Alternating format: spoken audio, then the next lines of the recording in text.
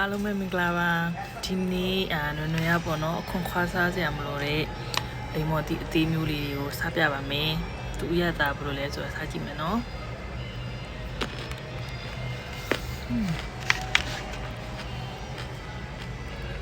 ချိုးနာပဲချင်းမဲ့မှတ်တာမချင်းဘူးတော့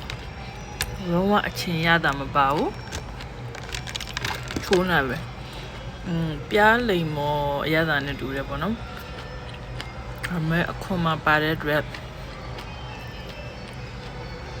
အခွန်ရရတာပူရှင်းရှင်းလေးပေါ့နော်အရသာလေးနည်းနည်းခံစားဒါပေမဲ့အရင်ပူရှင်းနေမှာနည်းနည်းလေးပဲပါပူရှင်းရှင်းရတာလေးအချို့တက်ကတော့ပုံများရပေါ့နော် juicy ဖြစ်တယ်အစီလုံးဝမပါဘူးလင်းစားလို့ကောင်းတယ်တော့မယန်းသီးဝယ်ဖို့သွား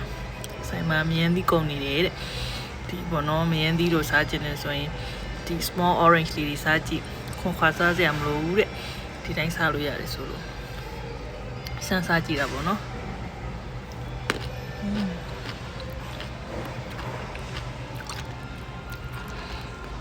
လိမ္မော်သူကြိုက်တဲ့လူတွေဆိုရင်တော့ကြိုက်တယ်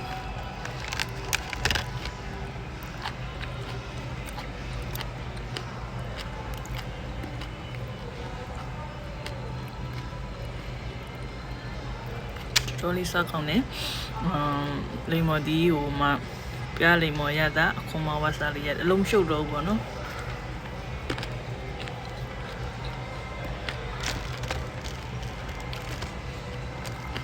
ဒီတဘူကိုမလေးငွေနဲ့ဆို8ချက်ပေးရတယ်ပေါ့နော်ဒါနဲ့မစိုးတန်းနေပြောရမယ်ပေါ့အများကြီးပိုင်နည်းနည်းစားလိုက်တာကို10လုံးလောက်ရှိတယ်ဗီဒီယိုမြိုက်ခင်နေအောင်လည်းစားနေတတိယလို့ပေါ့နော်တော့ကကြိုက်ပြီးစားပြမယ်နော်ရဆွမ်းတမျိုးလေးပေါ့နော်ထဲထဲမှာ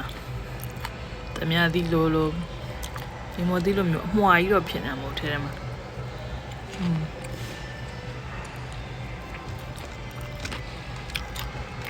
သူစီဖြစ်ပြီးတော့ချိုးနေတယ်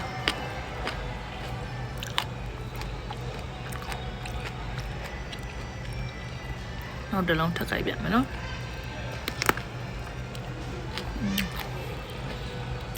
ဘောဝအစီမပါဘူးထဲထဲမှာ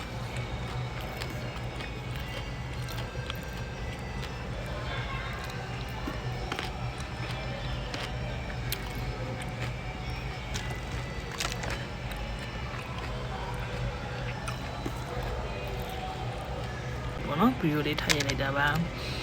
ကဲပါကျေးဇူးတင်ပါတယ်နောက်ဘလော့တွေမှာပြန်တွေ့မယ်နော်ဘိုင်ဘိုင်